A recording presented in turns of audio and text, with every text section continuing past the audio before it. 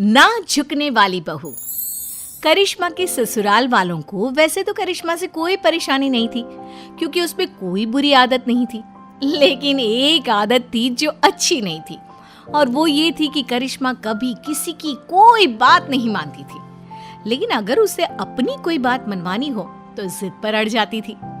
करिश्मा का पति अविनाश और करिश्मा के सास ससुर सब इस बात से बहुत परेशान थे। अविनाश, मुझे कुछ शॉपिंग करनी थी, आज शाम को जल्दी फ्री होकर घर आ जाना। करिश्मा, इस वक्त तो मेरे पास बहुत काम है। हम शॉपिंग के लिए अगले हफ्ते चलते हैं। नहीं, मुझे आज ही शॉपिंग के लिए जाना है, मतलब जाना है। करिश्मा, मैंने कहा ना, मेरे पास ऑफिस का बहुत काम है, मैं नहीं चल पाऊंगा। मैं कुछ नहीं जानती, अगर आप मेरे साथ शॉपिंग करने के लिए नहीं गए तो मैं अपनी मायके चली जाऊंगी। और तुम्हारी मम्मी की तबीयत पहले से ही खराब है, सोच लो कौन ध्यान रखेगा उनका। अरे बेटा, तुम कभी तो अपने पति की बात सुन लिया करो। एक हफ्ते में क्या बिगड़ जाएगा। मैंने कह दिया सो कह दिया, मैं झुकूंगी नहीं। शाम को अविनाश करिश्मा को शॉपिंग के लिए लेकर जाता है। अविनाश, मुझे ये ड्रेस बहुत पसंद आ रहा है। अरे लेकिन ये पूरे 20,000 का है। तो क्या हुआ, मुझे ड्रेस पसंद है और मुझे लेना है। करिश्मा, इस बार बजट थोड़ा गड़बड़ हो गया यार, अगले महीने तुम ये ड्रेस ले लेना। कभी तो अपनी जिद छोड़ दिया करो ना डार्लिंग। मैं यही ड्रेस लूंगी, कहा ना मैं झुकूंगी नहीं। कुछ दिनों के बाद, करिश्मा बेटा, अविनाश के मामा जी हमारे घर आ रहे हैं। देखो, हमारे सामने तो तुम कैसे भी कपड़े पहन लेती हो, लेकिन उनके सामने बस एक दिन के बाद बेटा साड़ी पहन लेना। हाँ? अरे, अविनाश के मामा जी आ रहे हैं तो मैं क्यों साड़ी पहनूं? करिश्मा, हम सब तुम्हारी बात मान लेते हैं ना, कभी तुम भी तो हमारी कोई बात मान लिया करो। कितनी बार कह चुकी हूँ, मैं झुकूंगी नहीं। अगले दिन, और अविनाश, हमारे घर की बहू है तो साड़ी पहन कर रहती है, तुम्हारी बहू तो पजामा टी शर्ट पहन कर घूम रही है। अब क्या बताएं, बहुत समझाने की कोशिश की, लेकिन किसी की बात नहीं सुनती। हर बात पे कहती है मैं झुकूंगी नहीं। बात करने की कोशिश करता हूँ। और करिश्मा बेटा, जरा इधर तो आओ। जी मामा जी, बताइए क्या हुआ? अरे वैसा तो तुम बहुत प्यारी हो बेटा, लेकिन तुम्हें इतना तो पता होगा ना कि कोई बड़ा घर आता है तो उसके पैर छूने चाहिए। देखिए मामा जी, मैं किसी के आगे झुकती नहीं, दिल से सबकी रिस्पेक्ट करती हूँ। मैं झुकूंगी तो बिल्कुल भी नहीं। सुन लिया आपने मामा जी, समझा समझा कर थक गए हम, किसी की नहीं सुनती। कुछ दिनों के बाद, मम्मी जी, आज मेरी सहेली ने मुझे किसी जरूरी काम से बुलाया था, तो आज अविनाश के लिए खाना आप बना देना। ठीक है बेटा, कोई बात नहीं, मैं बना दूंगी खाना।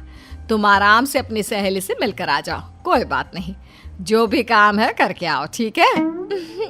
थैंक यू मम्मी जी। अरे मम्मी, करिश्मा आपकी कोई बात नहीं सुनती, और आपने कितनी आसानी से उसकी बात मान ली। इस घर में सब उसकी बात मानते हैं, लेकिन वो किसी की बात नहीं सुनती।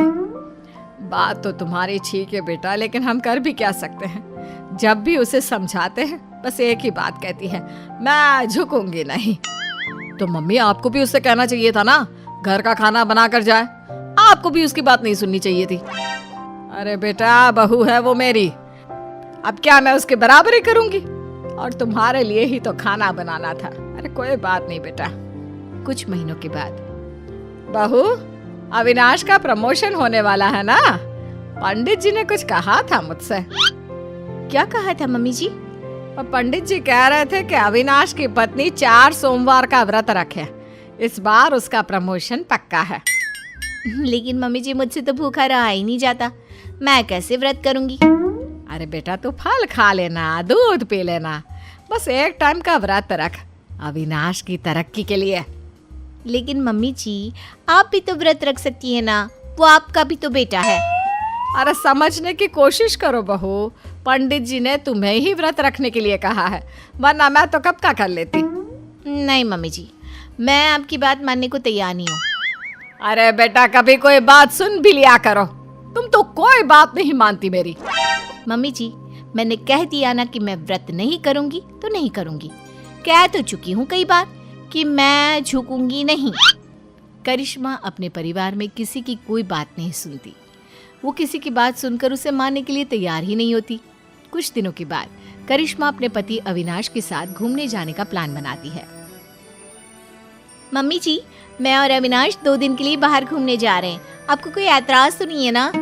अरे नहीं नहीं बेटा, मुझे क्या परेशानी होगी, आराम से घूम कर आओ। वैसे कब निकलने वाले हो? मम्मी, मैं तो करिश्मा से कह रहा था कि सुबह के वक्त निकलते हैं ताकि शाम होते होते पहुंच जाए। नहीं, मुझे रात को ट्रैवल करने में बहुत मजा आता है और अब तो हम रात को ही जाएंगे।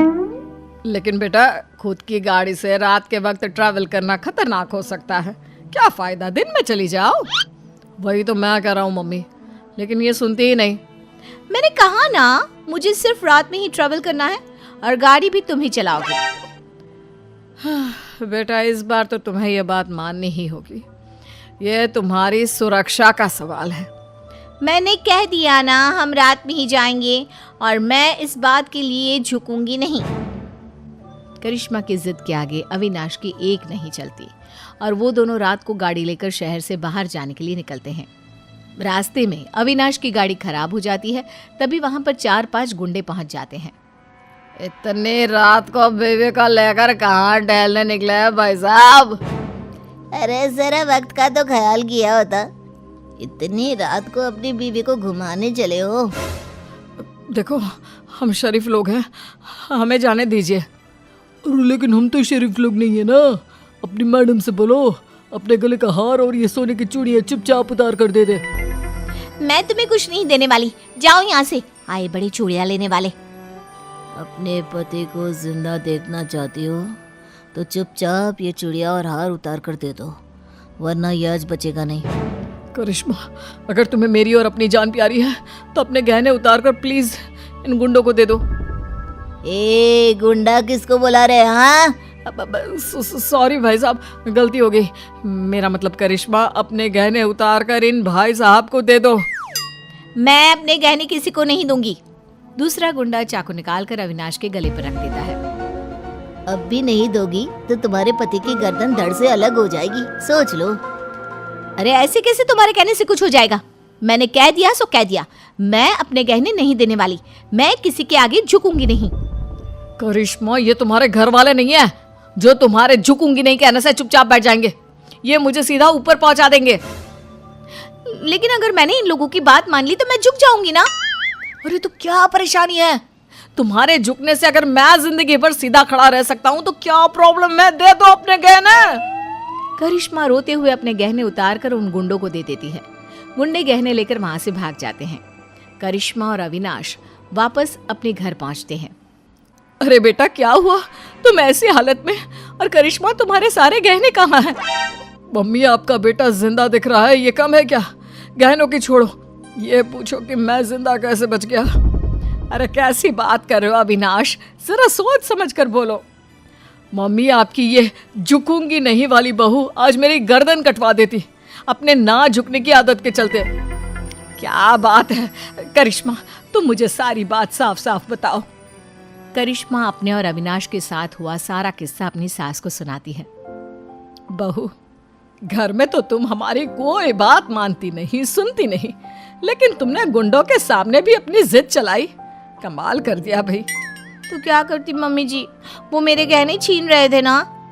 और गहने नहीं देती तो वो तुम्हारा पति छीन लेते, उसका क्या? लेकिन मैं उनकी बात कैसे मान लेती? मैं कैसे झुक जाती? अब भी तो झुकना पड़ा ना, क्योंकि उन लोगों ने तुम्हारे साथ जबरदस्ती की। हाँ, नहीं तो मैं उनसे कह देती मैं झुकूंगी नहीं। अरे ठीक है बहू, तुम्हें नहीं झुकना मत झुको। लेकिन देखो, तुम दोनों बहुत डरे हुए और थके लग रहे हो। अभी जाकर अपने कमरे में आराम करो और रात को पिकनिक पर जाने की कोई जरूरत नहीं है। ठीक है मम्मी जी, अभी तो मैं आराम करने जा रही हूँ। मैं एक बार गुंडों के आगे झुक गई, उनकी बात मान ली और अपने गहने दे दिए। लेकिन याद रखिएगा, इस घर की 4 दीवारी के अंदर तो मैं कभी भी, मेरा मतलब कभी भी मैं झुकूंगी नहीं।